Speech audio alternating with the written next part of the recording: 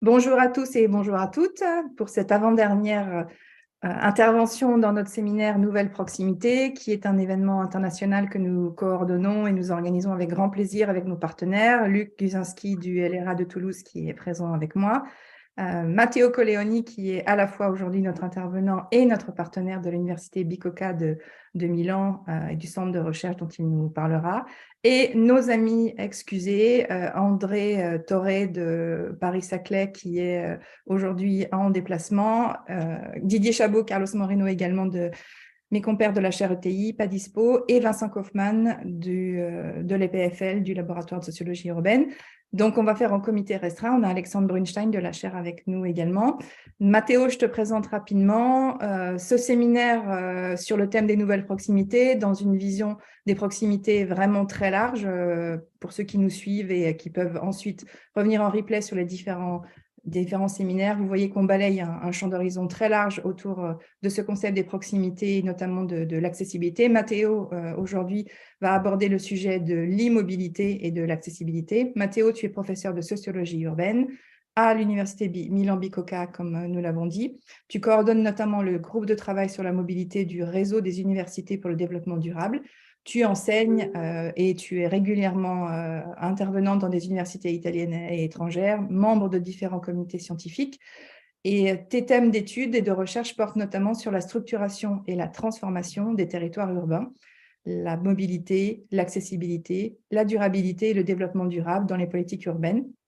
Et tes dernières monographies, Understanding Mobilities for Designing Contemporary Cities chez Springer en 2016 avec Pucci, et Mobilité et transformation urbaine, la morphologie de la métropole contemporaine, Franco Angeli, Milan 2019. Voilà, je vais te laisser le temps, puisque dans ces séminaires, comme on aime à le rappeler, on a 2 heures. Ce format, autour de midi, permet de vraiment creuser un sujet, de prendre le temps de s'interroger. Tu as préparé un support donc en anglais. Tu vas notamment nous amener sur les questionnements autour de l'inclusion sociale associée à la possibilité d'accéder physiquement à des lieux et à des activités, et donc le lien avec la tension sur le manque de mobilité ou l'immobilité. Et tu vas regarder ces questions sous différents angles en t'appuyant sur des résultats d'enquête, notamment une présentation très riche et le lien entre l'exclusion, l'accessibilité. Ça fera écho à une intervention que Caroline Gallès avait faite il y a quelques temps. Donc, à nouveau, l'idée de regarder un sujet à travers différents regards et différentes disciplines et même différentes langues aujourd'hui, puisque tu vas nous parler en anglais. On traduira ensuite en français et il y aura une synthèse écrite de tout ça et du temps à la fin pour poser des questions en ligne sur les différents chats pour nous remonter vos questions. Voilà. À toi, Matteo. Merci, merci Catherine. Bonjour à toutes et à tous. Je montre ma présentation, j'espère que vous pouvez la voir. Dis-moi seulement si c'est bon, si vous la voyez. Ouais, ça va. Alors, comme Catherine Gall disait, je parlerai, mon français n'est pas très bon et je ferai le débat en français avec vous, en espérant d'avoir des questions. Et pour la présentation plus scientifique de mon intervention, je parlerai en anglais. Alors, tu peux te mettre en mode diaporama peut-être? Oui. Voilà. Okay, so, and I start with an introduction and with the index of the 5 points and of my presentation. So we know that in contemporary societies where social inclusion is normally associated with the ability to access places where services are located, the lack of mobility is normally seen as a condition of spatial and social exclusion. And however, the recent and the dramatic pandemic crisis has shown that being immobile, and especially being able to be mobile, doesn't always coincide with a condition of exclusion. On the contrary, being too mobile can lead to the condition of having no time to access anything, to interact with others. So therefore, the issue of compulsory mobility and the mobility is questioned. So based on the results of a number of empirical studies, my talk proposes a reflection on the issue of mobility and immobility and their relationship to accessibility, proximity, disadvantage in travel, and social exclusion. So, and we know that in recent decades, the level of mobility and motorization has steadily increased. And in a more mobile world, the ability to cover greater distances and access places and services are increasingly important for social inclusion. So the definition of mobility-related social exclusion proposed by Kenyon, in my opinion, is very useful in defining the premises of our field of study. And according to Kenyon, mobility-related social inclusion is the process by which people are prevented from participating in the economic, political, and the social life of the community because of reduced accessibility to opportunities, services, and social networks, due in whole or in part to insufficient mobility, but in a society and in an environment built around the assumption of high mobility. So mobility-related problems can hinder access to essential services such as employment, educational opportunities, healthcare, healthy food, support networks, and in turn, the lack of access to such services can lead to exclusion and lower participation in social life. So we have, there is a very wide variety of terms in the literature, all used and to refer generally the inequalities in transportation and access. And in my opinion, this is unhelpful. As Lucas and Markovich note, there is a need to establish a lexicon of definitions to ensure a greater degree of clarity and consistency within and across the academic and the policy literature. And we also believe that connections need to be made between the research on mobility and the social exclusion and the broader debate on the impact of urban form on travel behavior, and more specifically on proximity and also on the 15-minute cities, and which is the topic of these seminars. This figure describes transportation disadvantage as the result of the interaction of 4 sets of factors. First, individual and family characteristics can make access to desired service problematic.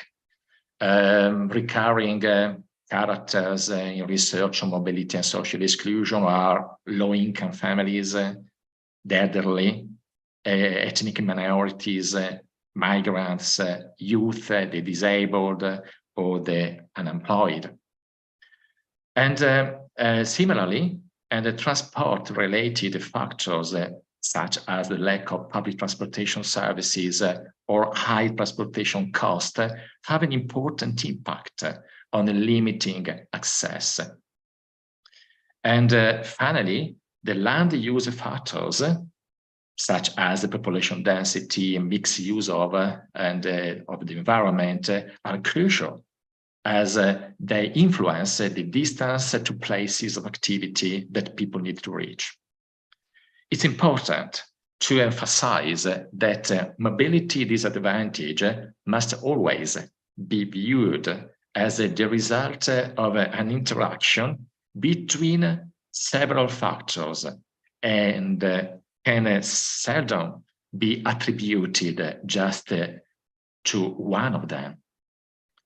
So in this context, another factor of interest is the skills and the capabilities of individuals The key insight is that even when transportation networks exist, individuals may not be aware of them and lack the skills to use them.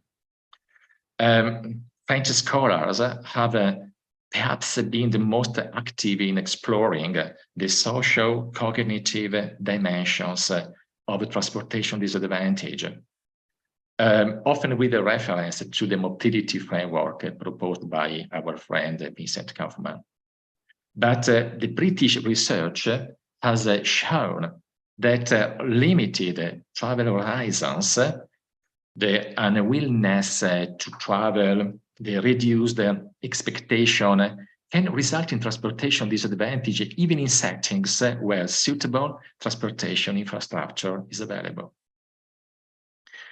While planning and approach to transportation disadvantage tended to emphasize the role of individual transportation and the land use, the sociological perspective highlights the crucial role of social obligation.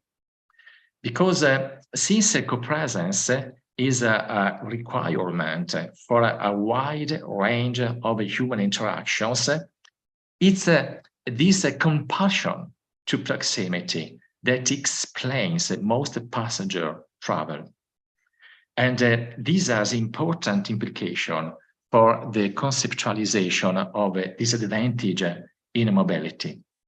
Cass, and who is an important scholar studying this topic, encourage a broader understanding of accessibility needs, and considering that people need access not only to public and formal services, but also to social networks. And this is very important and crucial for social inclusion. And secondly, because social obligations differ among people, different individuals and different social groups must access different services, different opportunities, and different social networks. And finally, proximity obligation, being socially constructed, are subject to change over time. This is the reason because Cass and some colleagues argue the relationship between social exclusion, mobility, and access is dynamic, and it's played out of the level at the society as a whole. So, while most of the literature and the focus is on the relationship between transportation disadvantage and the social exclusion, the recent research has expanded the range of theoretical construct and considered. And Curry, and who is another important scholar, and his research team analyzed the causal relationship between transport disadvantage, social exclusion, and social capital and well-being. And the result applied in Australia suggested that transportation disadvantage has both a direct effect and an indirect effect on well-being. And that the effect is stronger in suburban areas. So, and related research has highlighted the role of social capital in mediating between transportation disadvantage and social exclusion. So the complex web of relationships between transportation disadvantages and related construct is described in this figure. So the focus on the issue of transportation-related disadvantages suggest a shift from an approach relied mainly on mobility-oriented analysis to another, focused on the accessibility-based analysis. As you know, I think, introduced in the late 50s by the seminal work of Hansen, accessibility focuses on the ease of reaching goods, services, activities, and destination, all of which we can define as opportunities. So we use the expression opportunities instead of the expression services, because the services is just a part of the broader context of opportunities. But why mobility is a characteristic that a subject owns per se? In this sense, is an individual property. Accessibility refers to the characteristics of other people, other actors, other places, taking the form of a relational property. So mobility is an individual property, but accessibility not, is a relational property. So to access a place or service, it's not enough to move, because similar to other relational properties, accessibility calls into play all the elements involved in the relationship, the characteristics of the subject, the way in which he or she moves, and the properties of the good service being reached in space. And so the growing popularity of the concept has led to an increasing number of definitions of accessibility. And I think the definition put forward by Girls and Vancy is one of the most known. Accessibility may be defined as the extent to which land use and transportation systems enable groups of individuals to reach activities or destinations by a combination of transportation modes. So the Girls and the Van and the WISE model of sustainability consist of 4 components: land use, transportation, time, and individuals. And these elements interact with each other in different ways and contribute to the overall accessibility. In this sense, different economic, social demographic, and spatial conditions define different individual opportunities for mobility, resulting in potential inequalities and the form of exclusion.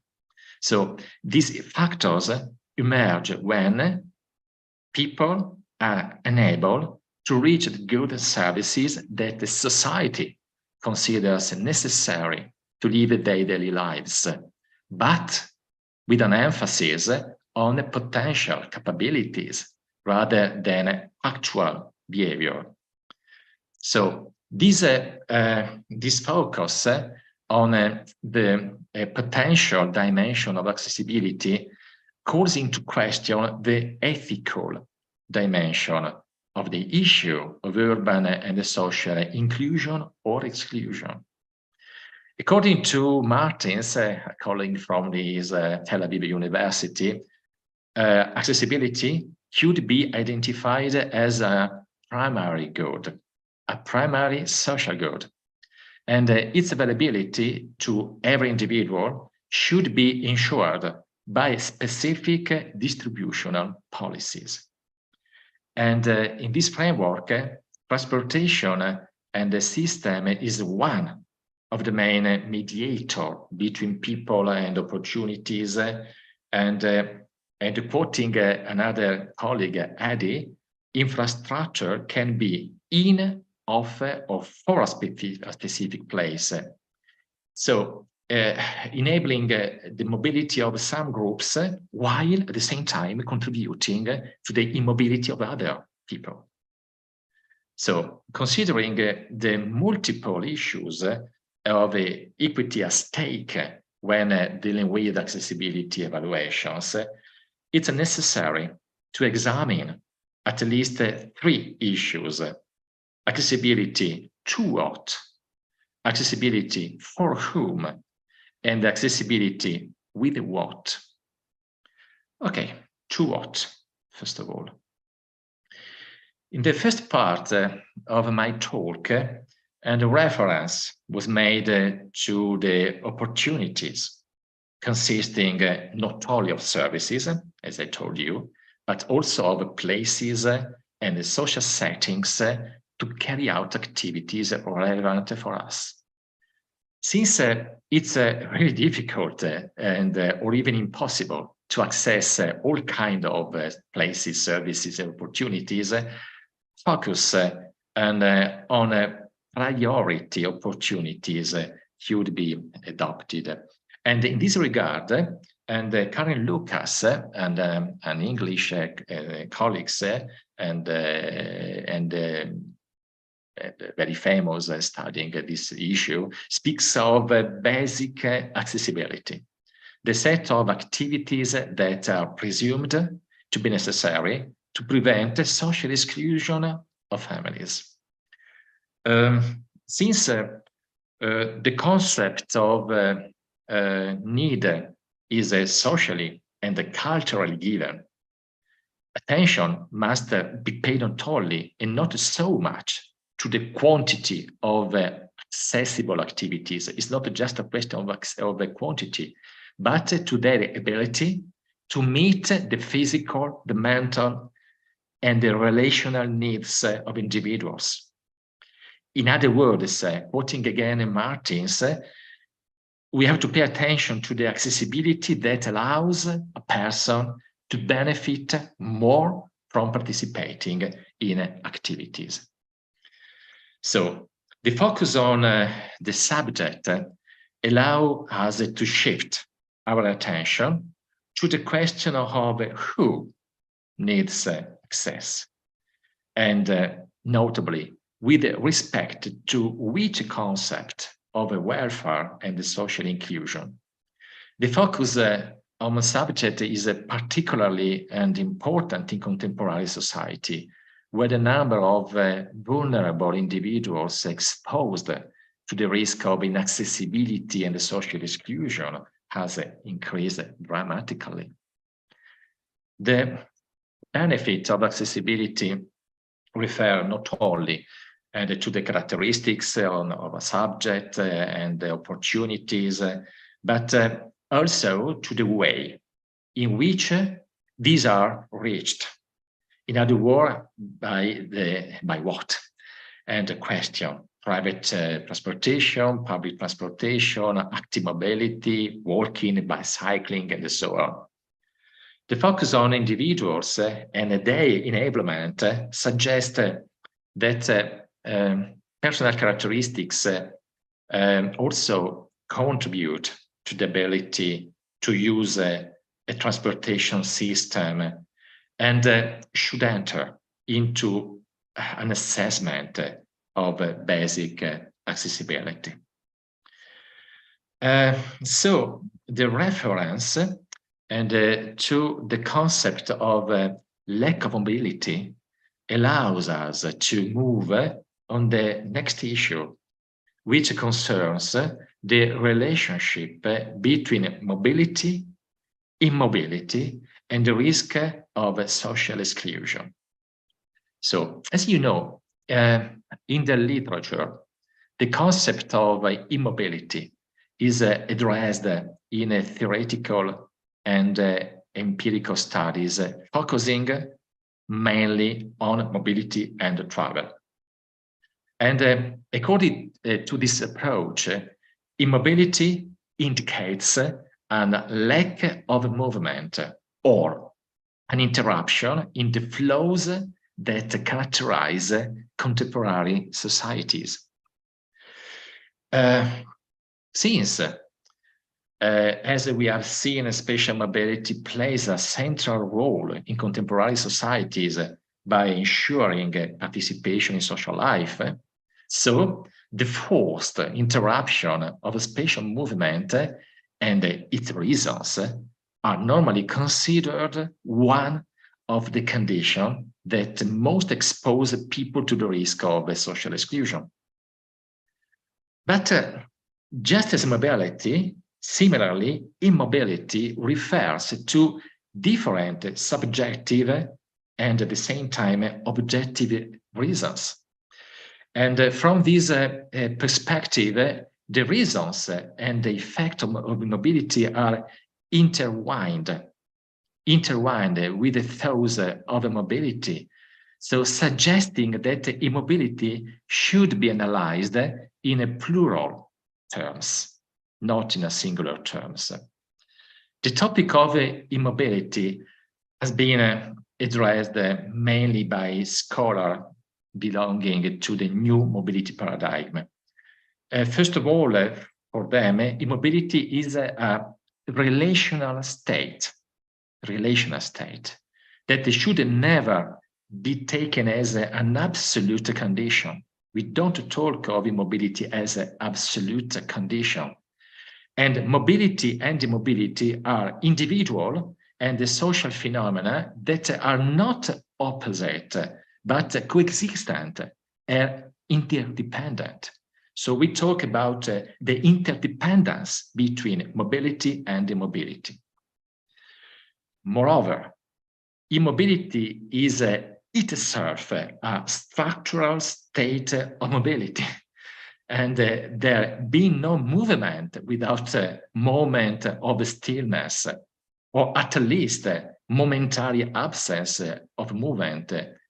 And this is true when you consider our daily mobility, or when we consider our individual biographies. And it's the same. In our individual biography or in our daily mobility, we have some moment of immobility.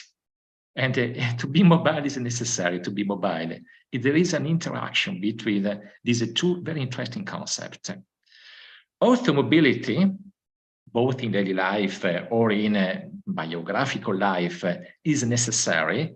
Spaces and the moments of immobility are often overlooked or treated only as a lack of action, lack of movement, as is completely untrue. And the reason are very well known, because in our and increasingly accelerated world, and we have a conception of mobility as a glamorous status, symbolizing a condition of efficiency, success, social prestige. The very nice expression, kinetic elite, proposed by Tim Creswell, which affirms that the association between mobility and social prestige refers to the same conceptual background. But more, the notion of immobility, conceived as an expression of the differential dimension of mobility, takes on a political connotation. In particular, Mimi Scheller sees the forms of mobility and immobility as of individuals as influenced by the unequal power relation that structure our societies according to gender, ethic, educational, and the socioeconomic status criteria. So such an approach and to immobility takes on a value in understanding social and spatial inequality that are expressed through and produce differential mobility practices, as highlighted again by Scheller in his well-known studies on mobility justice. Since mobility is a primary good, a fundamental right that societies should guarantee to individuals in order to satisfy their needs, desires, expectations, as conceived by Asher. So the forced lack of mobility is a significant cause of social exclusion. So devoting attention to the many theories discussed in the scientific literature, in the previous section, we have emphasized the multidimensionality of the causes associated with mobility and the social exclusion. And referring to the definition of motility proposed by Vincent Kaufman, mobility-related social exclusion can be described as the faculty of individuals to have and to use the mobility capital necessary to access all those valuable of being and doing that Sen summarizes in the concept of functioning. But in societies built on the assumption of a high mobility, the form of insufficient mobility due to the existence of barriers to movement can be the consequence of many individual, social, political, and cultural factors. Some of these barriers differ to the weakness or the lack of subjective resources, such as skill, knowledge, abilities.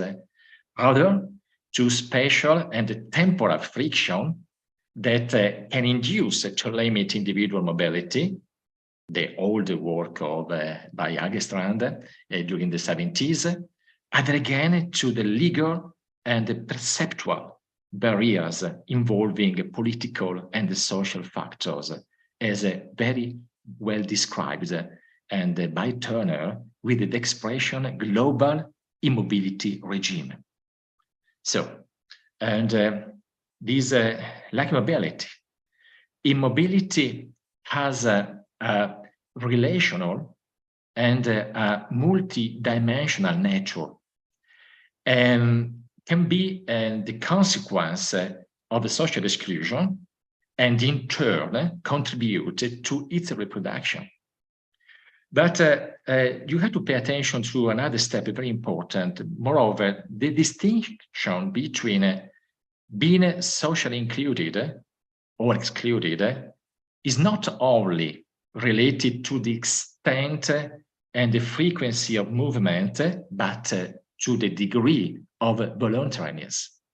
So this is very important, this concept. It's not just a question and to be the extension, the frequency of movement, but the problem is the degree of voluntariness. So the reference to choice refers to the possibility of self-determined personal mobility, and more generally to the question of power again. So there is again a political and framework when we talk about to be mobile or not to be mobile. Quoting again Van Wee, it's impossible to state that immobility can be conceived like mobility and accessibility as a positional good to which a certain status is conferred and associated with specific positive perception that produce voluntary immobile behavior. So, access to opportunities should not only be achieved through high mobility, but also through forms of mobility, as long as they are reversible and unconstrained. So we talk in this case of reversible immobility. So I think you know very well the concept proposed by different our friends and colleagues of the reversible mobility. Yes, we can talk also of irreversible immobility because it's the other side of the coin. These forms may depend on the movements of others, but may also result from situation of proximity and the possibility of a physical or virtual access to opportunities and networks.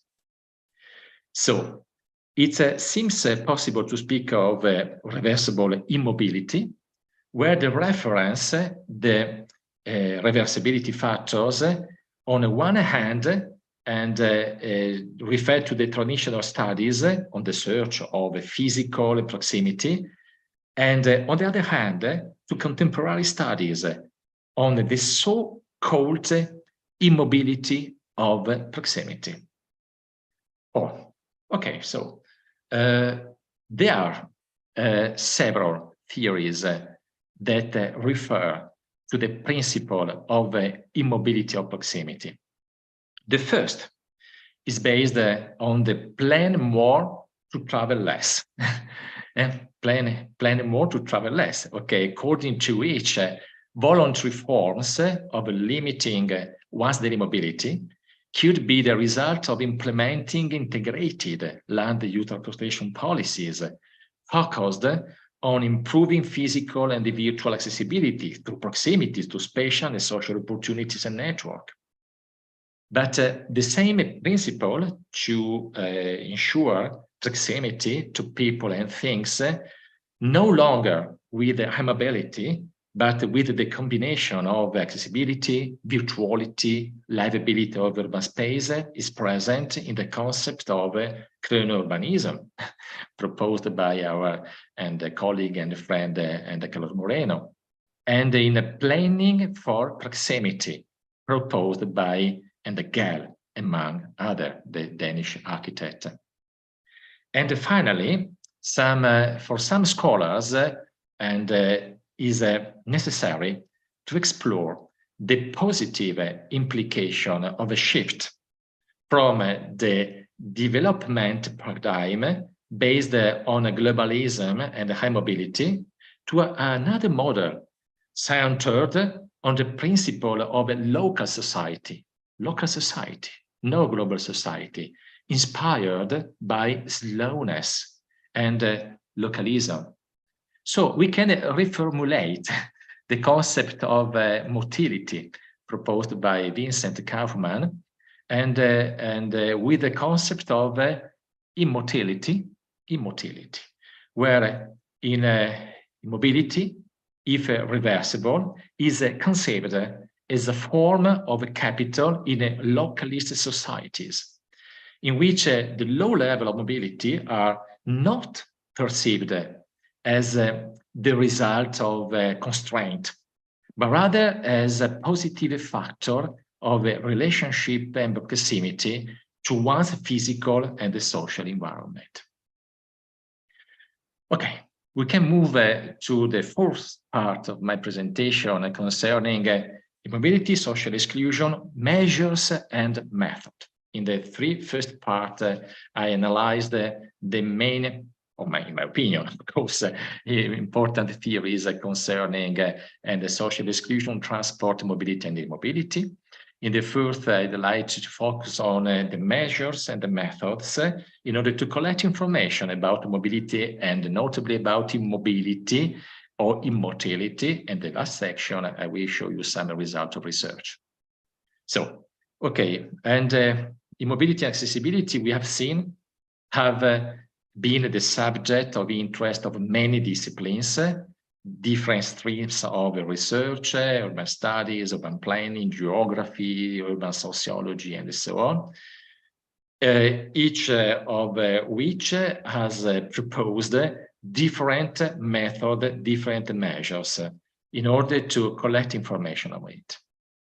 And first of all, urban studies and planning studies, as you know, analyze the characteristics and the social spatial implication of the mobility differential that produces a form of spatial mobility, adopting instruments such as household travel questionnaire or in destination surveys. These instruments are normally used to collect information on mobility or on systematic mobility. And so they don't always prove suitable for detecting the lack of displacement and its causes.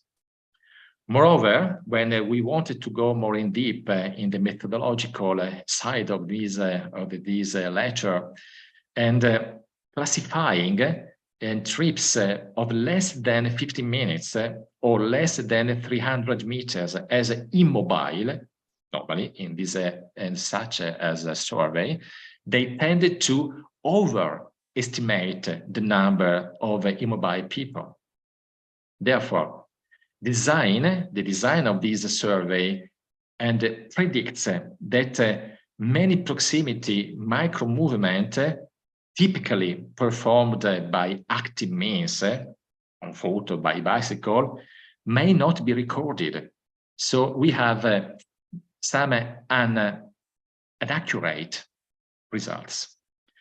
And in addition, to conclude on this point, the exclusion from the survey of active mobility, such as walking, bicycling, normally used for short distances, may in turn affect the quality of the analysis. This limitation could be partially overcome by proposing travel diaries, typical of time budget analysis, which are more capable of collecting information on micromobility in space and time, and therefore proximity, mobility, and immobility.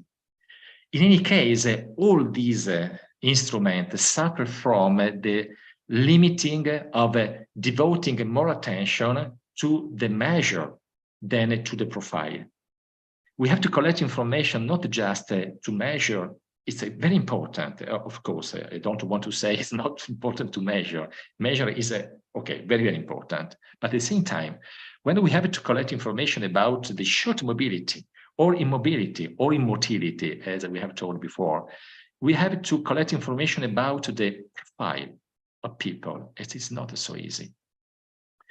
Because, the goal of profiling, the less mobile, suggests to urban studies to adopt methods capable of new modes of analysis, aware, conscious of the complexity of the phenomenon we intend to analyze. All of these techniques are summarized under the umbrella of the mobile techniques.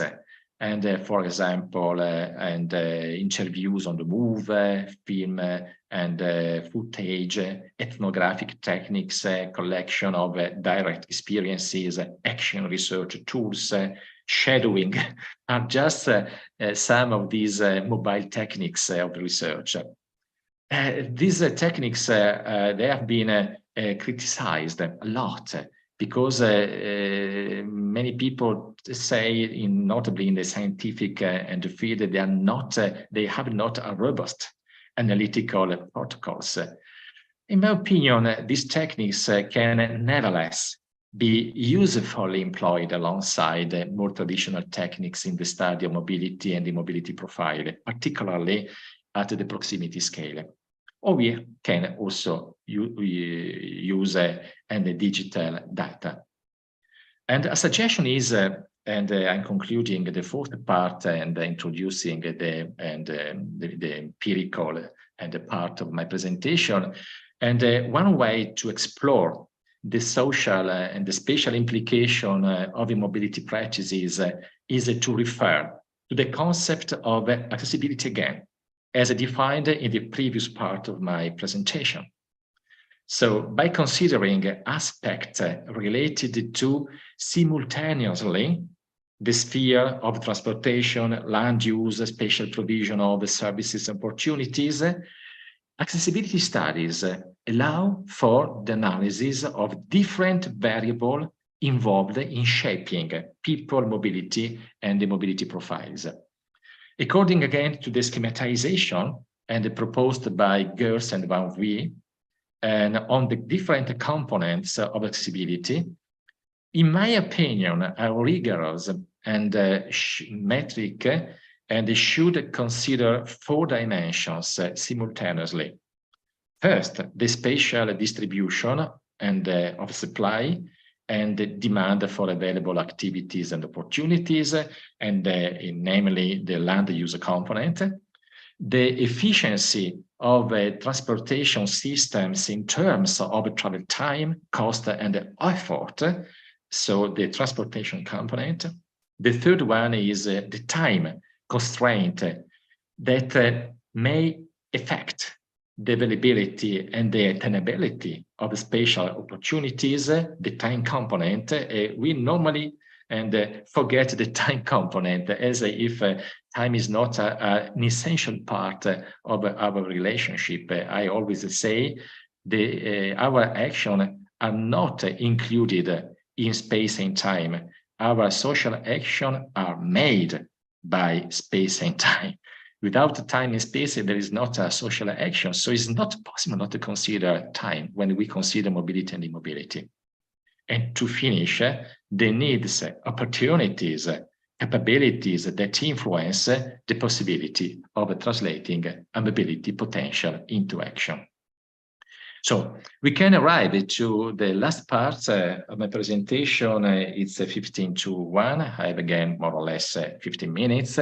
So I wanted to show you the results of 3 different research and carried out by my university, but not just my university. I wanted also to leave a room and to the colleague of other university, Politecnico Milan, and the second one referred and a question carried out by a center of the research in Milan, and all concerning the use of accessibility indicators. So we adopted the last tradition I showed in the previous slide of say no just urban studies, not just urban planning indicators, but indicators coming from the accessibility indicator sphere. In order to try, it's not so easy, of course, to try to collect some information interesting concerning immobility or immotility and mobility and by proximity. So the first concern research and carried out by the company Systematica of Milan, and there is a very nice site on the web on the topic of accessibility to urban opportunities for older people, entitled Shaping Aging Cities and the 15-Minute Cities.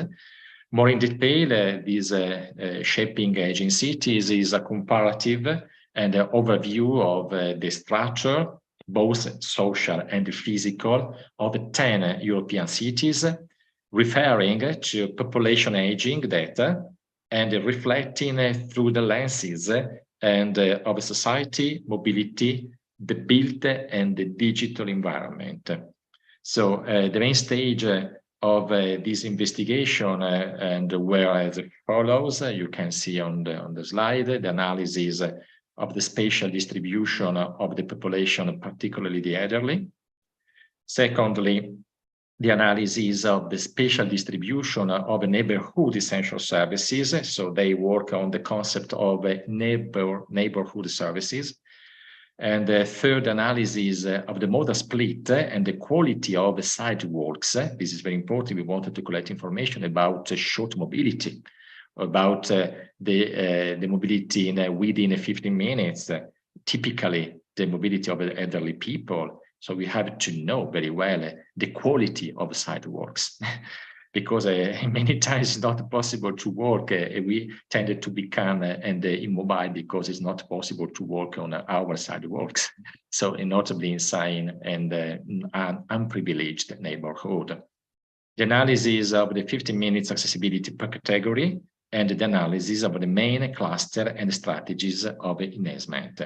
In the next slides, I will show you the result regarding the detail just of the city of Milan and without the comparative side with the other European cities. Okay, first of all, this is a very simple map, an analysis of the distribution of the elderly population at the highest possible spatial detail. Okay, very simple, a very simple map. The second one, the list of the quarter services were identified, including parks and gathering spaces. It's very important. When you want to collect information about proximity, mobility by proximity, is very important to collect information about, I told you before, opportunities. Opportunities, one part important of opportunities are the gathering spaces. And don't forget, the gathering spaces change in different cultures. So you have to well identify what is a gathering places in Italy, France, in Netherlands, in Africa. In Africa, a gardening spaces is completely different than in Europe, of course. So it's very important to identify the gardening spaces. And the map on the left shows the distribution of the population, notably elderly, essential services, vehicular flows, sidewalks. And I think perhaps it's very difficult to see. There is one very, very tiny map concerning the number of narrow sidewalks, where it's not possible to walk into. And this is a problem because elderly people need to work with an assistant many, many times. So we have to consider the width of a sidewalk if you want to work properly to access opportunities. And the right-hand map shows the distribution of public space categories. So to analyze the pedestrian and the accessibility of the elderly, the distribution of quality and the sidewalks was analyzed. You can see in this map the analysis of the quality of sidewalks in Milan, and with particular attention to the specific and target, I don't like the name target, but the specific population, and which are elderly people. And finally, the pedestrian accessibility to main categories of essential services. This is the map of the pedestrian accessibility to the main categories of essential services, and not in general, but specifically for elderly people. So looking at the main results, it's possible to state that more or less 54% of Milan doesn't meet the 15 minutes standard, doesn't meet, more or less half of our city, for access to daily services on foot or by bicycle. 54% of the surface of Milan, not of the population, because the population is more concentrated inside neighborhoods. So this is the reason, because there is a different data. 27% of the population lives in area that don't meet the 15 minutes standard. So we have to to work a lot in order to increase the accessibility in 15 minutes in our city. I know Carlos Moreno will travel also in Milan in order to change the level of accessibility of some very important squares, perhaps one of the most important squares in the center of Milan. And secondly, residents in 1/5 and 25% of the city can reach daily non-business services within 15 minutes on foot. And as expected, accessibility follows radial and the progression, like always, like everywhere. And from the center, more accessible areas, of course, and the outlying area, which is less accessible. And the food services account for about 40–45% of service provision in all neighborhood across the spectrum. So, okay. And the second research, I forgot this slide. These are the area where we have to improve the level of accessibility, because there are many elderly people, and you have to move to improve the level of accessibility within 15 minutes. And it's just an attempt, but I think it's interesting because they worked on the concept of accessibility indicators. And it's 12:54, so I think I have time to present also the second research, and perhaps the last research. The last research. Also the second. The second research concern again the accessibility and of the elderly and to neighborhood opportunities. The same concept, more or less, but with a different focus. Again, on pedestrian mobility, again for elderly people, but not in every quarters, in every neighborhood, but in touristic area. And this is very interesting, because when we think about elderly people, we think about to access, the grocery the pharmacy, the doctor. Well, okay, but our elderly people come from, they have a very, very large range of age period, and starting from more or less 64, 65 years old and 85 years, 20 years of elderly age, the phase when we are elderly. So it's normally it's possible also to access to attraction in touristic places. Why not? So this is the reason, because and we focus this research on this concept, and this research has been carried out by my university with some young researchers. Okay, the first the slide and the slide and shows. And okay, no, before we calculated and two indexes. The first was in an index of elderly walkability. So we calculated an index of elderly walkability and an index of perceived walkability and accessibility to urban opportunities. So the suggestion is to use two different indexes. An index of elderly walkability is better to calculate a specific index of walkability, not general, because the walkability is different for elderly people, or for young people, or for Western society, or in different places. The second index is to the perception of the level of walkability and accessibility to the urban opportunities. In this in this slide, you can see the operational details in order to construct the walkability index on the left and the index of perceived proximity, pleasure, and safety while walking on the right. As you can see, in the first case, and the main spatial dimensions associated with the propensity to walk, connectivity, density, opportunities were taken into account. In the second, on the right, the perception was of distance, mobility infrastructure, the quality, the safety, the pleasantness, they have been also be considered in order to construct this index. So, in a nutshell, so I can show you in sequence the map of the attractive touristical area.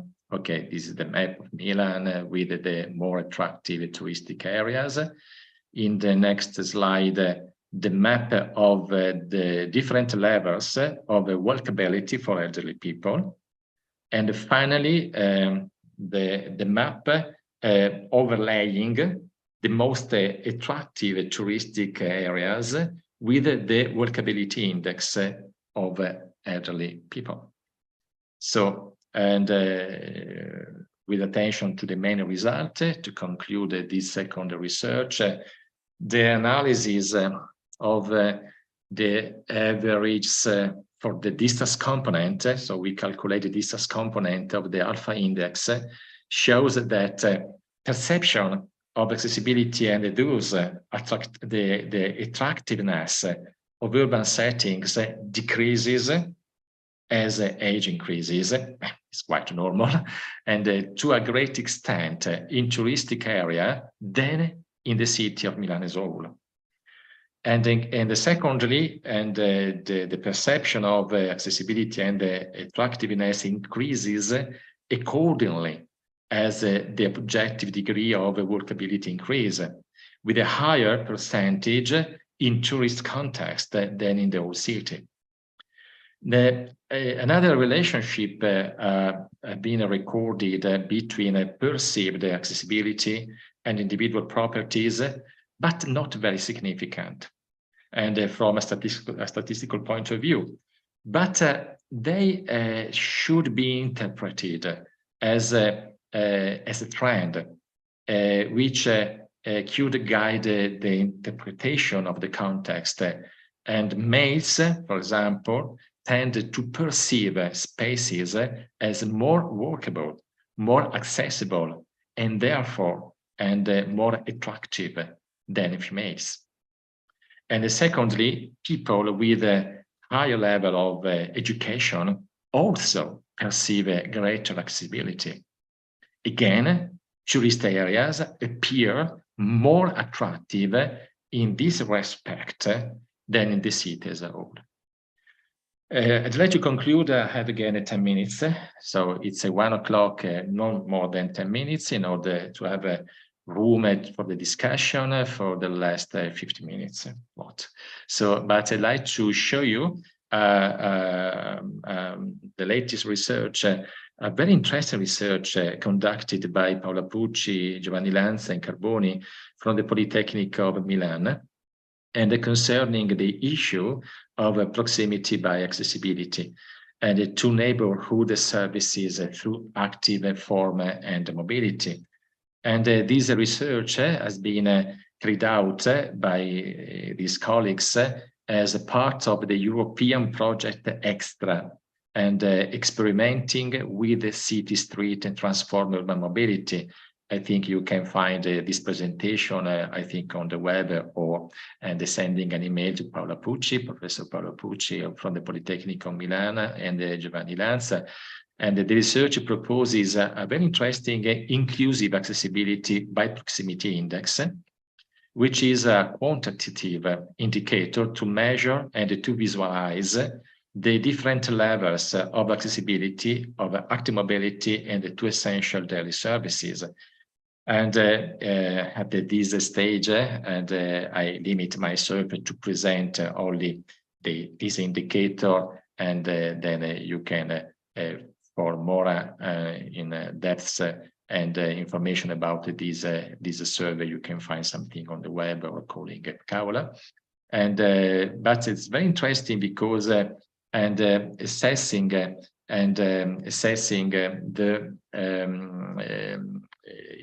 specifically, and this the very interesting side of this inquiry is the possibility to assess the neighborhood scale accessibility based on both the condition of public space favoring or disfavoring walkability, cyclability, and the social interaction. And another interesting result is the possibility to identify disadvantaged area in a neighborhood, not just disadvantaged neighborhoods, but disadvantaged area within a neighborhood in terms of access to basic services of opportunities. Another important result, the possibility to guide the construction of measures on the public space, streetscape, distribution of welfare services aimed at improving walkability and cyclability.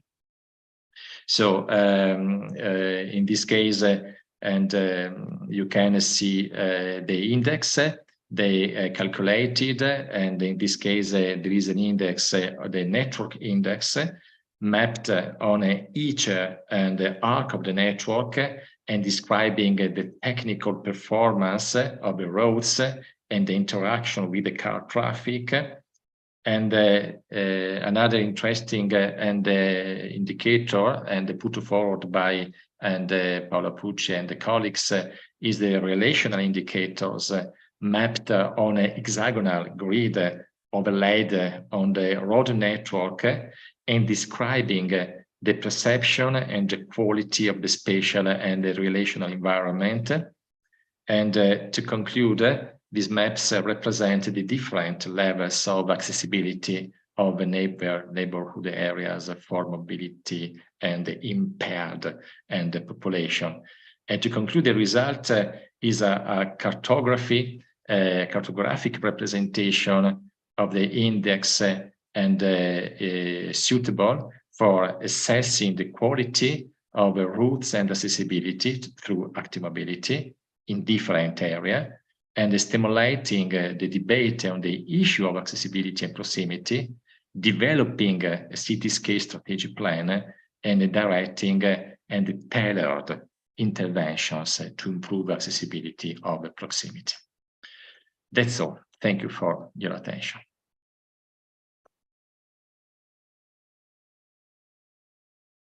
Thank you, Matteo. Peut-être tu enlèves le… Ouais, super. OK. Eh bien, quel exposé. Merci beaucoup. On a dit qu'on allait pouvoir mixer l'anglais, le français, même Oui, oui. l'italien. On a des auditeurs italiens. Merci beaucoup pour ce long, méthodique, organisé et très pédagogique exposé sur les sujets. Tu as fait vraiment beaucoup de ponts avec les travaux qu'on représente dans nos différents labos, les échanges que l'on peut avoir entre nous également. Donc, un grand merci. Je ne sais pas si Luc veut commencer par une première question. On avait Guillaume tout à l'heure en ligne aussi pour les PFL. Je ne le vois plus, mais… Je viens dire un mot, Matteo. D'abord, un grand merci. C'est à chaque fois que je t'entends, c'est vraiment, on va dire, un émerveillement, mais en tout cas, on apprend énormément de choses. C'est toujours très complet, très détaillé, très construit, très complexe aussi. C'est presque une nouvelle thèse que tu poses à chaque fois. Et je trouve intéressant aussi que tu amènes énormément, en tant que sociologue, de cartographie, de représentation. Et ça, c'est vraiment quelque chose de très important. Je voulais aussi te remercier pour le travail que tu as fait sur les définitions, vraiment qui est nécessaire. On a parlé dans ce séminaire d'un glossaire, de la mise en place d'un glossaire, et il est nécessaire sur ces questions-là, surtout quand on est dans l'interdisciplinarité. Voilà, alors moi j'ai particulièrement, alors, peut-être pour démarrer, mais j'ai particulièrement bien aimé un certain nombre d'éléments. D'abord, au démarrage, dans peut-être les premières pages de ta présentation, j'ai bien aimé la question de l'approche du transport comme médiation entre les personnes et les opportunités. Je trouve que c'est très éclairant, cette possibilité-là, et j'ajouterai la réflexion, puisque si on veut parler de la ville comme lieu de maximisation d'interaction, au-delà même de la médiation, le transport aussi comme une possibilité de rencontre et de socialisation d'une certaine façon. Je parle là des transports publics. Ça, c'est ma première remarque. La deuxième, j'ai bien aimé le Planning More to Travel Less de Bannister, que je ne connais pas. Donc, merci encore aussi pour la référence. Et puis, cette notion d'immobilité, donc Vincent aurait sans doute aimé rebondir, mais comme capitale des sociétés locales, si j'ai bien compris. Donc ça, je trouve vraiment intéressant parce que tu équipes la question de la proximité, de la société locale en mettant aussi à distance. Alors, j'ai deux questions, Matteo. Ça va, je ne parle pas trop vite, c'est bon? La première question, c'est dans tout le travail sur les facteurs notamment qui affectent le transport, la relation avec le transport, il y a quelque chose que je n'ai pas vu, mais il y avait tellement de choses que c'était difficile peut-être que tu en as parlé, ou si tu n'en as pas parlé, c'est pour une raison aussi. Je n'ai pas vu beaucoup la question de la cognition et de l'imagibilité. La question de la cognition et de l'imagibilité dans ce que tu nous montres et ce que les travaux montrent, c'est-à-dire une ville, une société, des territoires de plus en plus complexes où la question n'est pas toujours éprouver la mobilité pour des personnes avec des ressources différentes, mais c'est être capable de se la représenter pour préparer son voyage. Voilà, il y a eu des travaux là-dessus, même d'anthropologues et tout. Donc, cette question de la cognition, parfois, quand je prépare un voyage, même dans une ville, je suis plus fatigué de le préparer entre les liens que de le vivre. Donc, ça, c'était la première question. Et voilà, et cette imagibilité au sens de Kevin Lynch, moi, comment on a une capacité, et peut-être ça renvoie à ta dernière présentation où il y avait la question de l'éducation. Je crois que la question d'une éducation à la ville, et donc au dehors aussi, enfin à l'extérieur, à la pratique de la ville et de la complexité. Voilà. Donc ça, c'est ma première question. Va bien? C'est bon? Ouais, oui, okay. Oui, c'est bon. Alors, la deuxième question, ça concerne ce que que j'ai traduit par le côté glamour de la mobilité, que tu nous as exposé à partir d'une référence qui datait de 2004.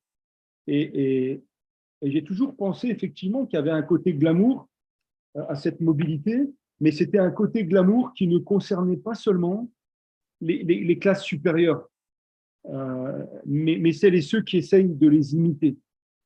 Et c'est vrai que quand on voulait faire le malin, quand on voulait être intéressant à la cantine de l'école, de l'usine ou dans la cour de récréation, il fallait être mobile.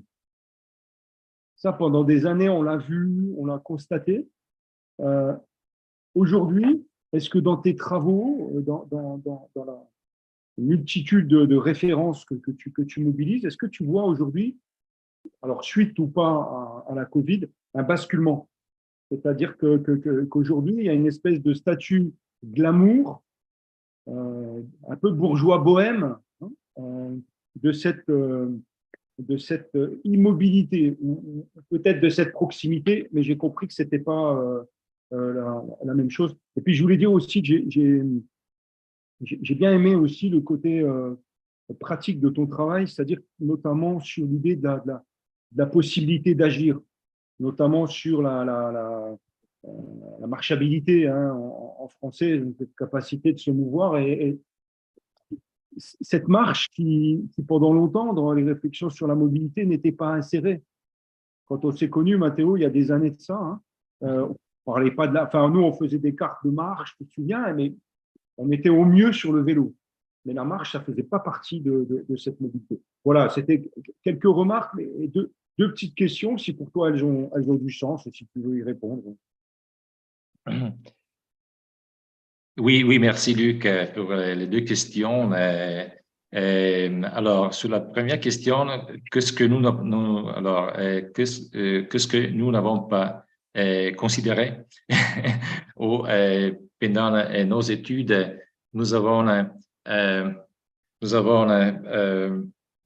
compris que nous n'avons pas assez bien considéré dans les études sur la mobilité, sur l'immobilité.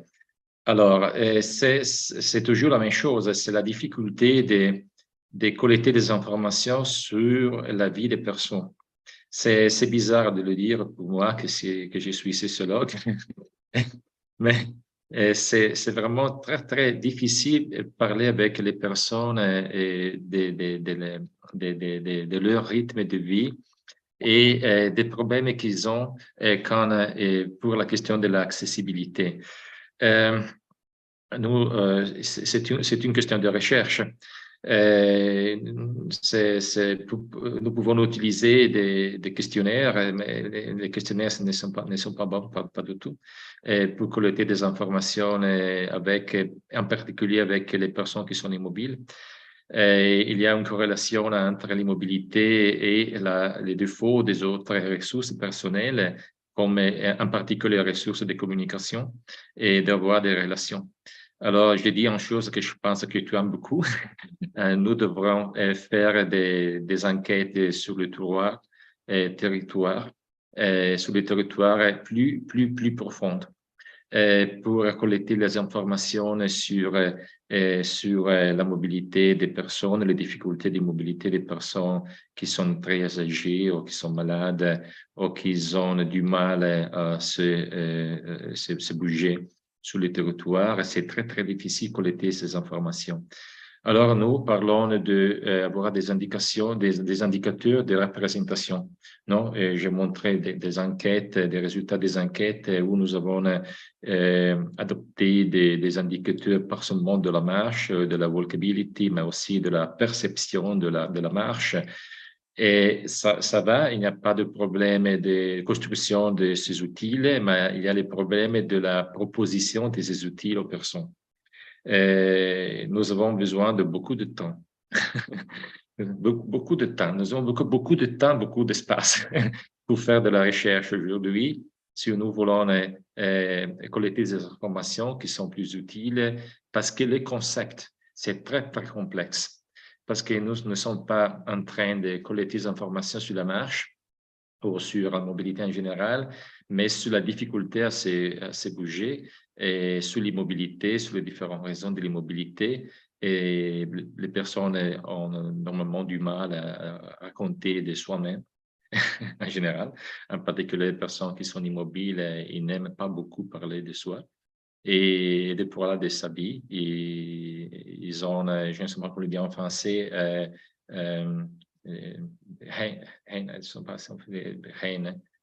when you want, when you don't want to say something because, okay, you think you don't have a good opinion about myself. So, dans ce cas, les personnes, ils ont des problèmes à parler. C'est la première question. Qu'est-ce que nous devons faire? Nous devons faire moins choses en général et faire plus choses, plus sur la vie des personnes et passer plus de temps avec eux pour collecter des informations avec eux, passer du temps avec eux, collecter des informations sur la marche, sur les raisons parce qu'ils ne marchent pas. Et nous avons besoin de beaucoup de temps pour faire de la recherche plus en profondité. Sur la question de glamour, oui, je suis d'accord complètement avec toi, le glamour de l'immobilité. Ça va. Je l'ai dit, j'aurais approuvé de le dire, je ne sais pas si mon intervention a été efficace ou pas. Il n'y a pas une contraposition entre mobilité et immobilité. Alors, ce n'est pas bizarre que les personnes qui ont été très mobiles maintenant ont la possibilité d'être immobiles parce qu'ils étaient très mobiles parce qu'ils avaient un travail qui donnait leur possibilité d'être très mobile. Les mêmes personnes sont les mêmes personnes qui ont aujourd'hui la possibilité d'être immobiles. Nous avons vu très bien pendant le Covid. Vous avez créé beaucoup de choses sur ce sujet. En particulier ici, j'habite près de Milan où le Covid a développé.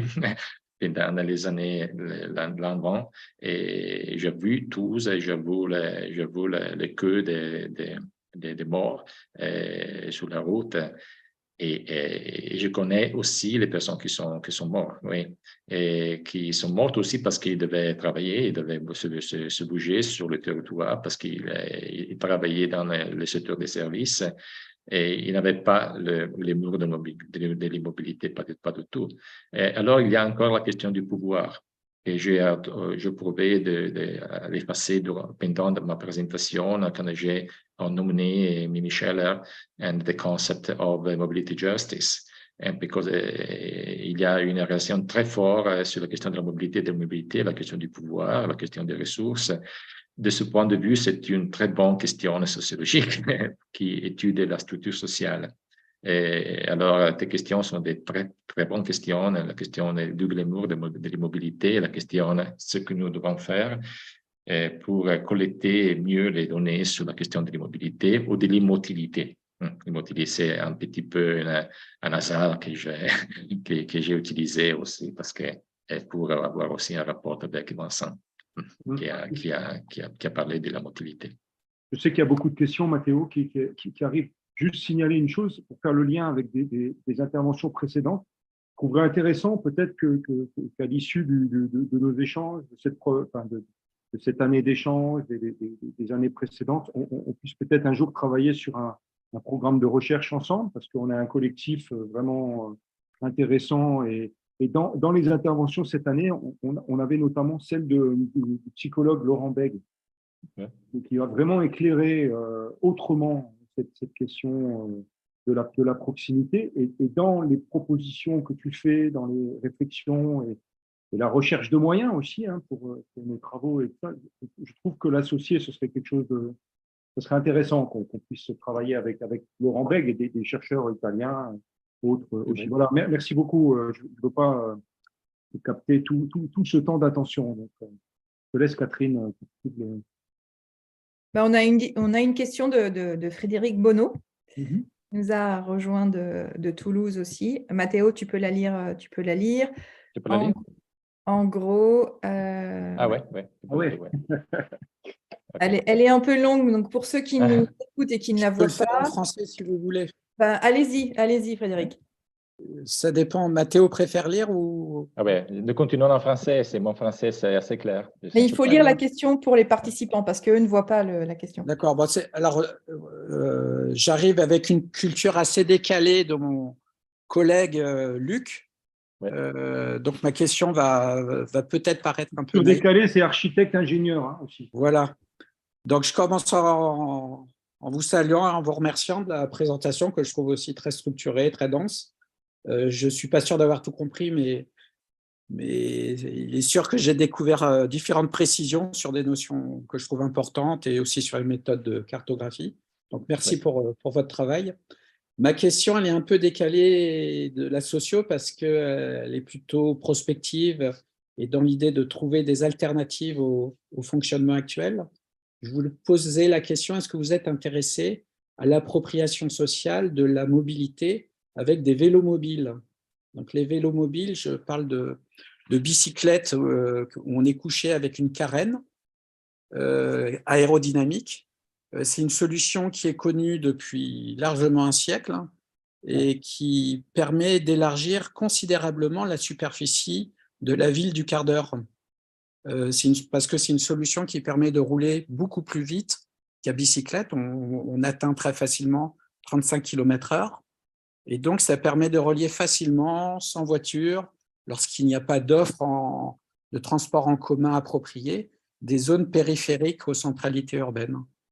Voilà. Et puis, côté environnemental, c'est une des rares solutions qui permet de réduire considérablement l'empreinte carbone du transport urbain, d'une part, des habitants éloignés des centralités urbaines. Voilà, est-ce que vous avez compris? Oui, j'ai compris très bien. Je ne connaissais pas, mais c'est intéressant de le voir sur vous me donnez une adresse pour voir quel service. C'est très intéressant, je n'ai pas vu. Oui, je suis très d'accord avec vous. Nous sommes en train d'étudier dans nos villes les différents moyens que nous pouvons utiliser pour améliorer l'accessibilité des proximités.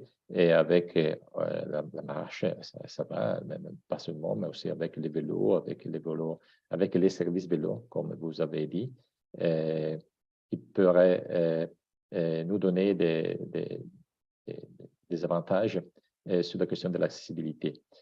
En particulier, j'ai parlé dans mes exemples des personnes âgées, mais il y a beaucoup d'autres personnes qui ont du mal à se bouger et d'accéder aux opportunités de la ville, en particulier les personnes jeunes. J'ai nommé la question de la limitation de l'horizon de mobilité, je l'ai dit en anglais, qui est un sujet très intéressant, qui a été étudié par les premières études des sociologues, des géographes, des urbanistes anglais, il y a 20 ans, sur la question de la limitation de l'horizon de mobilité. Et là, le target, dans cet exemple, le target des jeunes qui ont du mal à se bouger ou ils ont des problèmes de mobilité pour accéder au lieu de travail en particulier.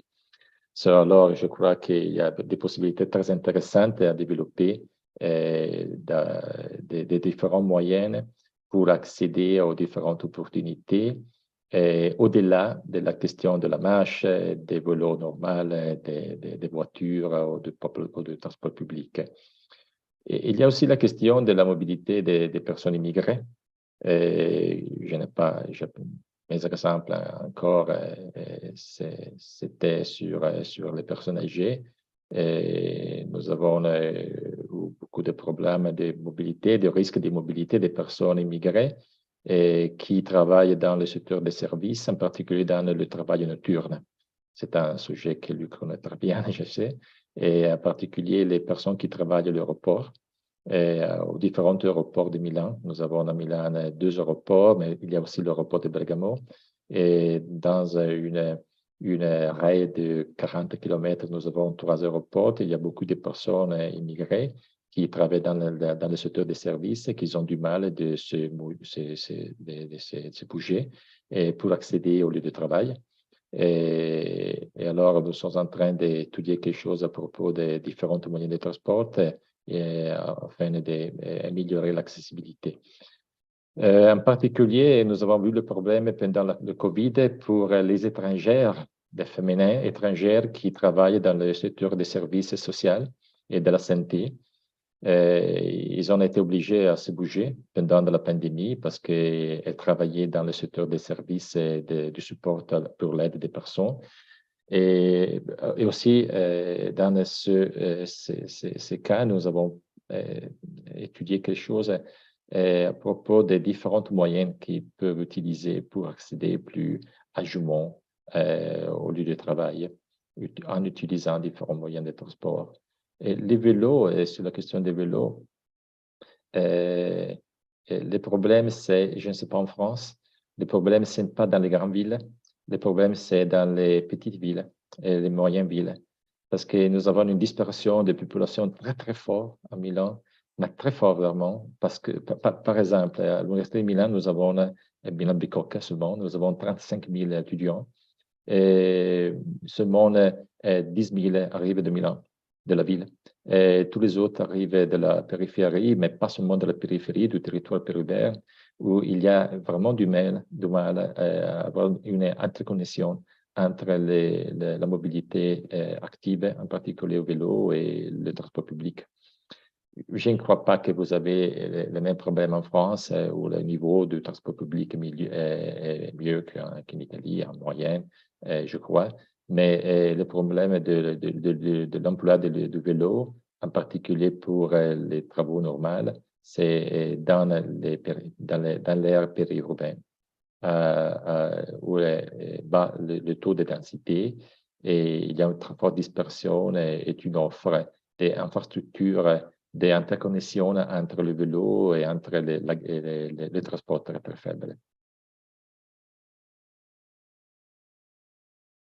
Effectivement, Matteo, on a eu des questions sur les autres profils qui étaient vulnérables à la mobilité. Donc, tu en as parlé. Il y a également toutes les personnes, évidemment, à mobilité réduite et qui ont vraiment des difficultés de toute façon.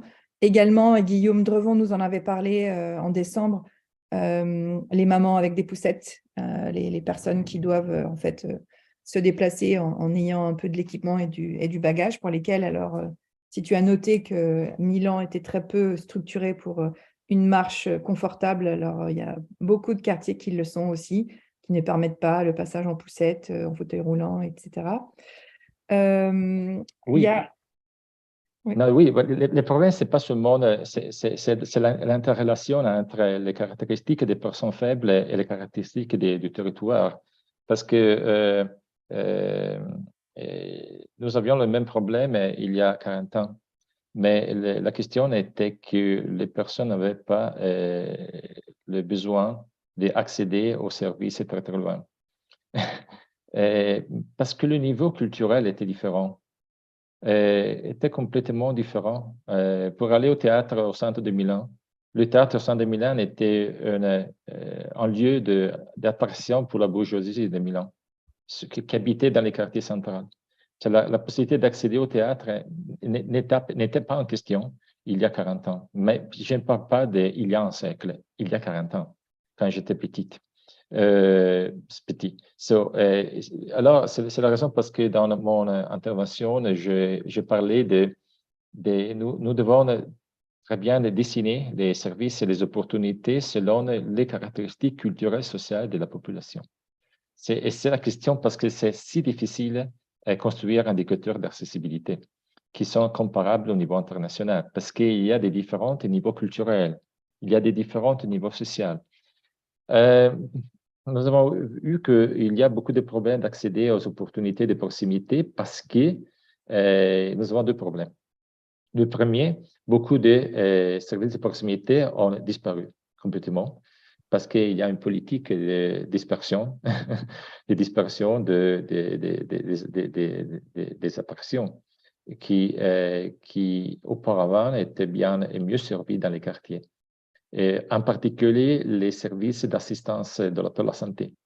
C'est la question que nous avons approchée pendant aussi le Covid. Et où ils sont les laboratoires d'assistance de la santé de proximité. Où sont? Il n'y a plus. Parce qu'ils ont été concentrés dans les grands hôpitaux pendant les dernières 15 ans. C'est une question politique, des choix politiques. Le deuxième problème, c'est la question de ce que les personnes vont accéder, qui a changé beaucoup. Alors, ils ont des besoins, des désirs, pas seulement des désirs. J'ai un collègue qui ne parle pas des besoins, mais dit chaque fois, tu parles trop de besoins, tu dois parler des désirs des personnes. OK, ouais, je comprends. Parce que le niveau des désirs, c'est complètement différent du niveau des besoins. Alors, quand tu parles d'accessibilité, alors tu dois te demander, mais quels sont les désirs des personnes? Alors, c'est une question très intéressante parce que quand nous parlons d'accéder, nous devons parler des possibilités, des caractéristiques des personnes, des populations faibles, of course, naturellement, pardon, mais aussi des différentes approches culturelles et aussi de la description de la localisation des services. Où sont les services? Où sont les services de proximité? Je parlais de basic and opportunities, services essentiels, je peux dire en français. Quels sont les services essentiels aujourd'hui? À Toulouse, à Grenoble, à Paris. C'est bien difficile, mais je pense que c'est très important. Je pense que les sociologues, les géographes, les urbanistes, les ingénieurs peuvent dire beaucoup de choses sur ce sujet. Mais je crois qu'on doit trouver un résumé, quelque chose pour faire une synthèse. Je voudrais mieux expliquer, mais je ne crois pas, je ne suis pas un relativiste, je ne suis pas un relativiste en général. Je crois qu'on doit choisir, définir une liste des services de proximité. On doit le faire dans le plan urbain. Et ce n'est pas possible de dire, je dis moi aussi que c'est difficile de définir parce qu'il y a des différences culturelles et ça.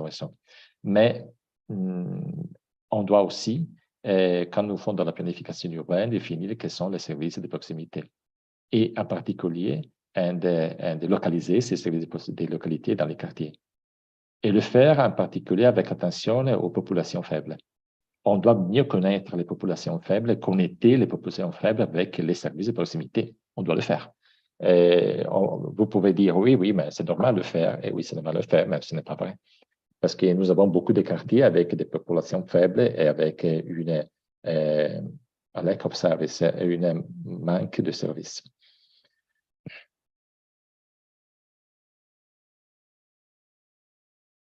Comme on a un public quand même d'architectes ou d'urbanistes, c'est vrai qu'on a beaucoup de questions ou beaucoup de remarques sur le fait que les villes accueillaient davantage, mettaient plus de place, proposaient plus de place à la marche, au déplacement, qu'il y avait aussi des traditions dans les activités. En Italie, quand même, la marche du dimanche, l'organisation de la ville avec les arcades, les places où on se retrouve. Et là, oui. on est dans une injonction où...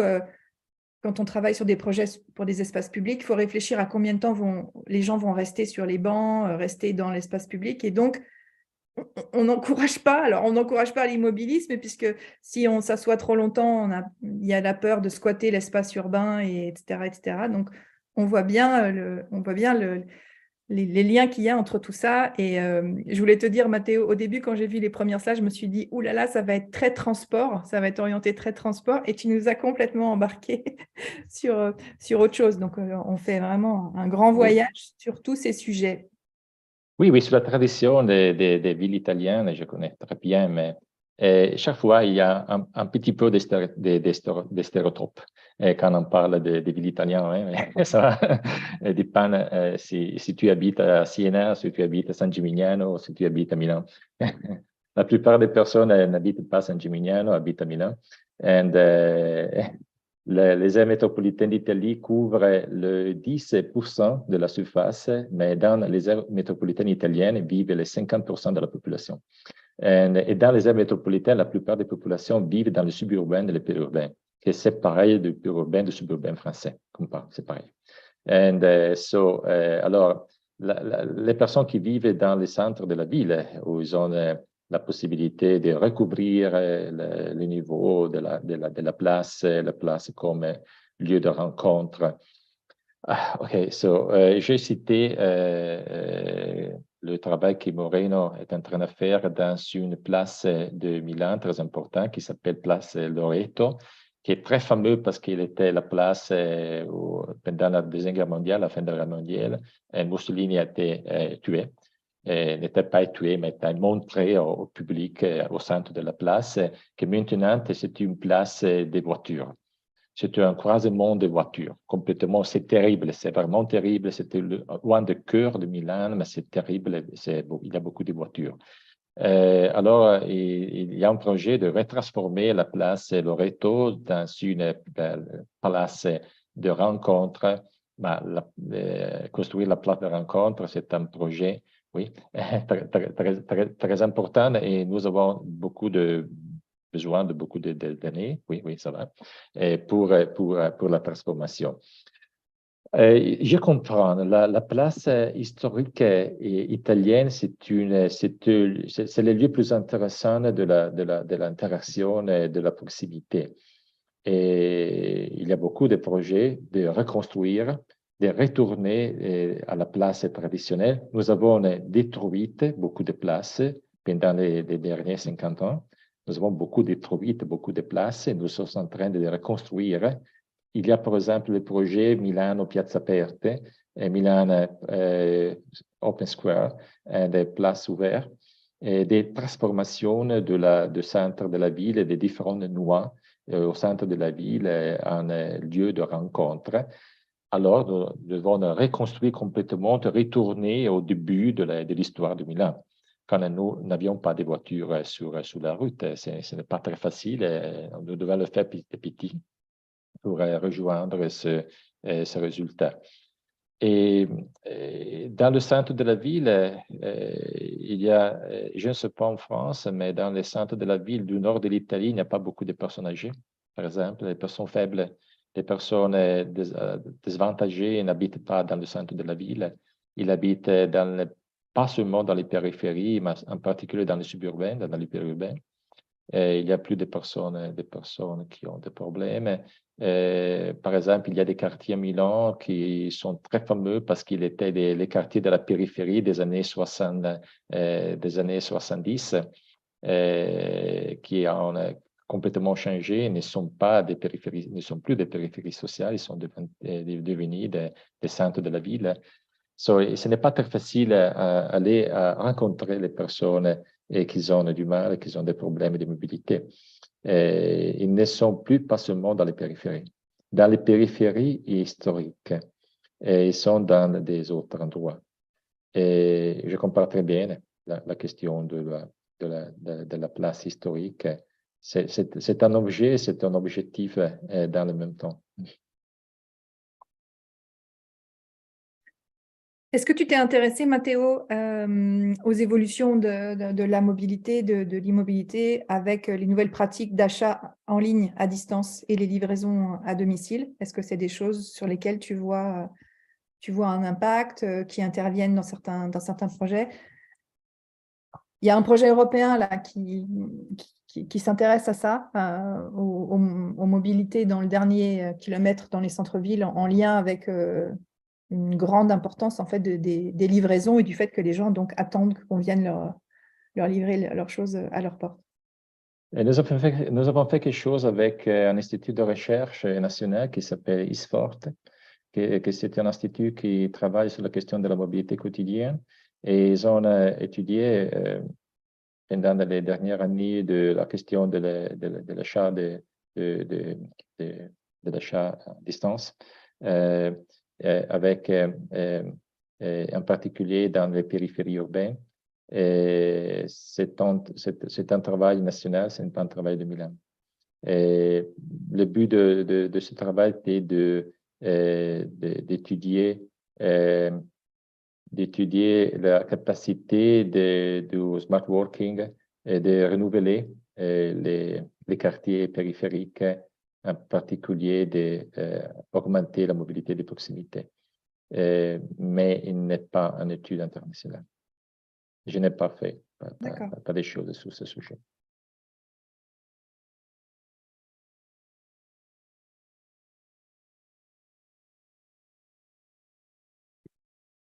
Oui, j'avais une question aussi sur ça. Je voulais savoir si dans tes travaux, tu avais exploré la question du rapport entre la structure de l'emploi et la position socio-économique avec,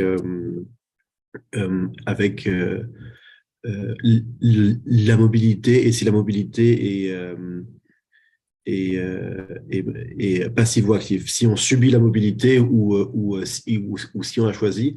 Et je voulais plus précisément te demander si dans tes travaux, tu n'avais pas aussi vu que le facteur qui rend la mobilité choisie ou subie, c'était avant tout un facteur de position dans l'économie, dans l'emploi et dans la production. Et est-ce qu'au fond, la mobilité choisie, c'est une mobilité qui mène à la consommation, alors que la mobilité subie, c'est une mobilité qui est celle de la contrainte de l'emploi liée à la production. Et est-ce que il y a un peu comment dire, est-ce que c'est un zero-sum game dans le sens où bah, l'immobilité de certains euh, euh, et notamment de la consommation à la maison fait subir la mobilité de ceux qui produisent tous tous ces services en fait. Est-ce que les deux sont pas un petit peu liés? Oui, oui, oui, merci, merci Alexandre. Oui, nous avons étudié un peu la question de la mobilité subie, mobilité pas subie, selon la structure économique en particulier, parce que avec les collègues qui travaillent sur la question de la logistique, nous avons étudié pendant les dernières années la question de la vitesse des échanges. Et je crois que tu sais que les échanges de marchandises ont beaucoup augmenté, ont beaucoup augmenté en général. C'est bizarre parce que nous avons eu un bloc de la mobilité de personnes, mais ce n'est pas vrai, pas en général, parce que d'autre part, les marchandises se bougent très, très vite dans l'économie contemporaine. Alors, ils ont étudié un peu la question des personnes qui travaillent dans les services de la livraison des marchandises, en particulier sur les marchandises du secteur de la santé. Le secteur de la santé, tu sais que pendant le Covid, mais aussi maintenant, la vitesse des marchandises la vitesse des échanges de marchandises de la santé a été très, très haute. Et il y a des différentes raisons parce que, pour ce résultat, mais en particulier pour les économies contemporaines à demande. La demande des marchandises qui est liée à la santé a augmenté. Et les personnes qui travaillent dans le secteur de la livraison des marchandises ont vu augmenter beaucoup leur mobilité.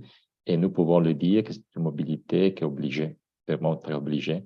Et tu as bien dit, la mobilité des travailleurs du secteur de la santé en particulier, pas des médecins, pas des docteurs, je parle des personnes qui transportent les marchandises.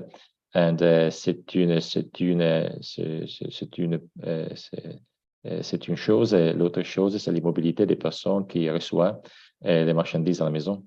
Hein? Alors, il y a la question du privilège social, de ne pas se bouger, et pour des catégories, des personnes et des autres catégories qui ont été exposées à la nécessité de se bouger beaucoup, en particulier pour la distribution des marchandises de la santé. Et je demande chaque fois à mes étudiantes, je fais une question très, très facile, hein. S'ils sont allés à acheter quelques médecines aux pharmacies pendant les dernières semaines, et ils ont obtenu la réponse que le produit n'était pas là, mais ils pouvaient retourner dans 2 heures. ou dans 3 heures. Et la question était où est la médecin, où est la marchandise et on demande, est un travail. Et nous avons une quantité incroyable de marchandises en mouvement et des personnes qui bougent ces marchandises. Et je crois que c'est un des très intéressants sujets à étudier, c'est l'exposition des catégories de travailleurs à la nécessité de se bouger parce qu'il y a une a request and demande, la demande de vitesse d'échange qui est très élevée et au rapport au passé. Luc, je n'ai pas vu ta question. Luc. Oui. Elle a disparu. Oui. Il y a peut-être une question, je ne sais pas, Catherine peut se faire voler, mais j'ai reçu un SMS d'un collègue. Ouais.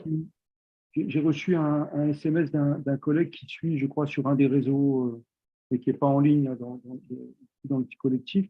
Donc, Juan Carlos, qui est architecte également, qui est à Toulouse également, et qui s'occupe chez nous notamment des relations internationales et qui profite, je pense, de ton expertise, Matteo. Et il dit, au-delà de l'échelle urbaine, quelle est votre opinion sur la mobilité internationale des étudiants et universitaires à l'heure des interrogations environnementales? C'est vrai que c'est une vraie question pour nous, Frédéric notamment, et Carlos Moreno tout particulièrement. Ah, ouais, c'est une bonne question, oui, merci à ton ami et ton collègue. Je ne sais pas si vous savez qu'en Italie, nous avons un réseau, il s'appelle Rete delle Università per lo Sviluppo Sostenibile, c'est un réseau des universités pour le développement soutenable.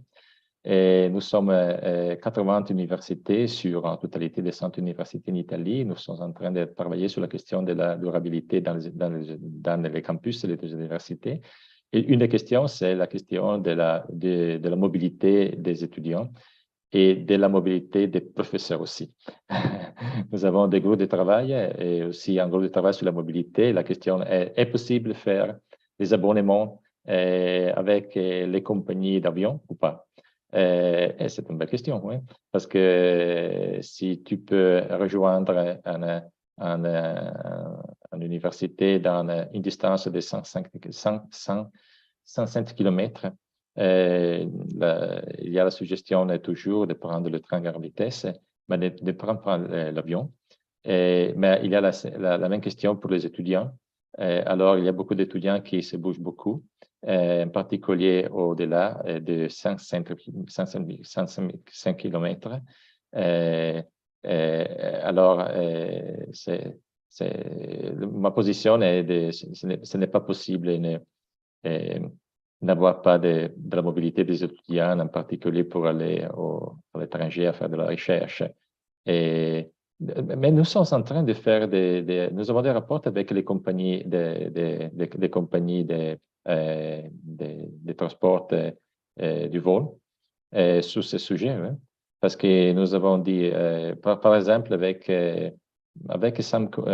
quelques compagnies, et nous sommes en train, parce que nous avons en Italie, je ne sais pas si vous avez en France, les mobilité manager.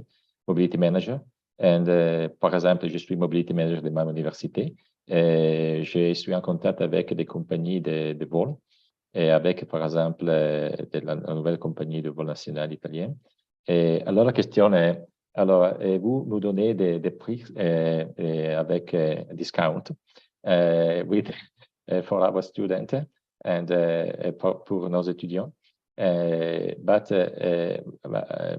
vous devez faire des choses afin d'améliorer la durabilité du service. Aussi, du point de vue de la possibilité de donner des grants aux étudiants pour étudier ces sujets. Il y a un chercheur très intéressant qui étudie à Milan, qui s'appelle Giulio Mattioli. Je pense qu'il est très fameux aussi en Europe. Il travaille en Allemagne. Il travaille en Allemagne, parle parfaitement français, anglais et germain et allemand, qui a écrit des choses très intéressantes sur la mobilité aérienne et des étudiants aussi. C'est ça.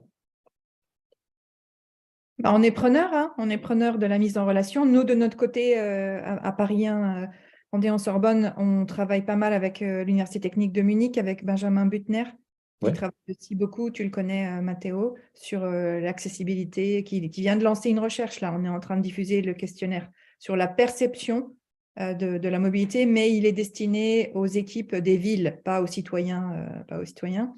On a une question sur les outils du sociologue aujourd'hui pour appréhender ces sujets-là. Tu as évoqué précédemment que c'était difficile d'appréhender, de suivre, de faire parler les gens de leur quotidien pour plein de raisons, hein. Leur authenticité, l'image qu'ils ont de ce qu'ils vont dire, l'image projetée, etc. Tu as montré le lien avec les cartes géographiques et donc le lien entre la sociologie et la géographie. Est-ce qu'il y a des nouveaux outils qui existent? Comment on fait aujourd'hui si on veut comprendre un peu mieux les modes de vie d'une communauté, notamment ses routines quotidiennes? Parce qu'en parallèle, on a beaucoup de données. On a beaucoup de données disponibles. Aller chercher des données de mobilité, de téléphonie, d'achat, etc.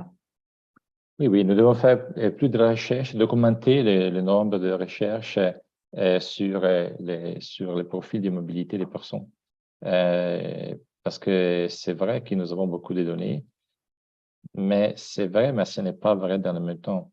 Parce que, par exemple, nous avons beaucoup de données, par exemple, à Milan, mais nous n'avons pas beaucoup de données sur des autres endroits, des autres lieux, où il y a pas beaucoup, pas de tout, des informations sur la mobilité des personnes. En particulier, quand nous voulons collecter des informations au niveau territorial très étroit, très petit, il n'y a pas des informations. Il y a aussi maintenant un des indicateurs qui a été utilisé par les collègues du Polytechnique de Milan a été refaire des données téléphoniques. Oui, maintenant, ils utilisent beaucoup les données téléphoniques, mais ils ont beaucoup de problèmes à avoir des informations sur l'immobilité, parce que l'information téléphonique, ce n'est pas très facile d'utiliser pour collecter des informations sur l'immobilité, mais surtout sur la mobilité, sur la grande mobilité. Alors normalement, nous avons besoin de faire de la recherche qui est une recherche qualitative et quantitative, en particulier en profondité avec les acteurs. C'est la raison parce que ma première réponse à la question de Luc était de faire plus de travail sur le territoire avec les populations. Mais le temps, c'est une ressource rare aujourd'hui, vraiment, plus que l'argent.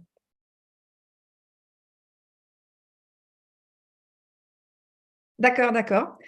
Eh bien, un dernier commentaire de ton côté, Matteo. Quel est ton prochain travail de recherche? Sur quoi tu vas... Oui, merci. Nous sommes en train d'étudier en particulier la question sur les étudiants encore universitaires, parce que nous avons un projet PNRR, c'est un projet national de développement et que nous avons en Italie en particulier, qui travaille aussi avec les universités. Et nous sommes en train de développer une enquête de qualitative et quantitative avec les étudiants italiens et des universités italiennes pour mieux comprendre l'emploi de la masse Mobility as a Service and the Techniques au niveau universitaire. Parce que, comme vous savez, on parle beaucoup, peut-être trop, de Mobility as a Service. Et on parle beaucoup, il n'y a pas beaucoup d'expérience au niveau urbain. Et nous sommes en train de développer un projet sur le front national pour trouver des solutions de masse de mobilité intégrée et pour améliorer l'accessibilité des étudiants universitaires. C'est un projet qui est en train. Et le deuxième projet, c'est un projet sur les périurbains. C'est un sujet que j'aime beaucoup. Les périurbaines de la Lombardie, que c'est la région de Milan, et pour mieux étudier les problèmes de mobilité, d'accessibilité des personnes qui vivent dans les périurbains, selon leur catégorie sociale. Parce qu'il n'y a pas beaucoup d'informations sur les caractéristiques sociodémographiques des personnes qui vivent dans les périurbains. Je sais aussi que c'est un sujet très intéressant pour les collègues français qui ont étudié beaucoup. Je me rappelle, et je voudrais terminer avec un souvenir d'une étudiante de Luc qui, il y a 10 ans, venait à Milan avec la tante pour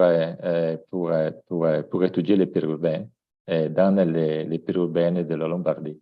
J'aime beaucoup rappeler cet événement parce qu'il était très bizarre pour nous, parce que je me rappelle, elle venait à Milan avec l'idée d'habiter en tente dans les territoires, dans les périurbains de la Lombardie. Et j'ai répondu, alors, il y a des problèmes parce que nous n'avons pas de camping de la municipalité, comme vous avez en France. Alors, je ne sais pas où tu peux mettre ton tente comme tu peux étudier. Alors, je me rappelle, j'ai dû trouver beaucoup de familles qui vivent dans les périurbains milanaises afin de permettre la collection des données, des informations sur le périurbain. Mais j'ai voulu terminer avec ce souvenir parce que c'est une approche. C'est une approche et nous devons mélanger les approches. J'ai appris beaucoup en travaillant avec Luc, avec les géographes français. J'ai appris vraiment beaucoup sur l'approche sensible. Et c'est bizarre que les géographes sont plus sensibles que les sociologues. Mais, mais je crois que, OK, c'est vague. Je crois que on doit croiser beaucoup les approches de recherche. Et la prochaine recherche sera sur les périurbaines et j'ai vraiment très intéressé à comprendre quelle est la vie de mobilité d'une personne qui vit dans les périurbains de la Lombardie. Et j'espère aussi d'avoir des étudiants avec une tente à vivre avec les populations locales pour un peu de temps. On viendra. Voilà. Juste un petit mot quand même. Matteo nous a parlé beaucoup de mobilité, de marchabilité, et il est très blessé puisqu'il a une rupture du tendon d'Achille. Donc voilà, cette question de mobilité, immobilité, il l'écoute aussi, je pense lui-même en ce moment. Je voulais juste le signaler et lui souhaiter bon courage. Hein. Ouais. Merci, merci. C'est un problème de marche que j'ai eu. C'est bizarre quand j'étais à l'hôpital, ils m'ont dit quel est ton métier et j'ai étudié la mobilité. Ah ouais, ils ont ri. Ah ouais, ça va. Eh ben, merci beaucoup, Matteo. J'affiche le calendrier, encore une fois, une superbe intervention aujourd'hui avec beaucoup de liens avec les interventions précédentes. C'est ce qui est passionnant dans notre séminaire, la capacité de creuser un sujet sur ce temps de 2 heures, mais qui est finalement très interrelié avec les interventions précédentes et celles qui suivront. On se retrouve le 16 juin avec Dieter Dietz pour parler proximité et architecture. J'espère qu'on aura nos collègues Vincent, Guillaume, Carlos, Didier, André. Et Luc et moi, nous remercions. Remercions évidemment Matteo et Frédéric Bonneau de s'être joints à nous. Et ce fut vraiment un bon moment qu'on regardera et on mettra le lien du replay pour tous ceux qui ne pouvaient pas se joindre à nous aujourd'hui ou ceux qui voulaient suivre davantage en anglais. Merci encore, Matteo, et bonne convalescence, bonne Merci. Merci à tous, merci à toutes. Merci beaucoup, Matteo. Merci. Au revoir. Au revoir.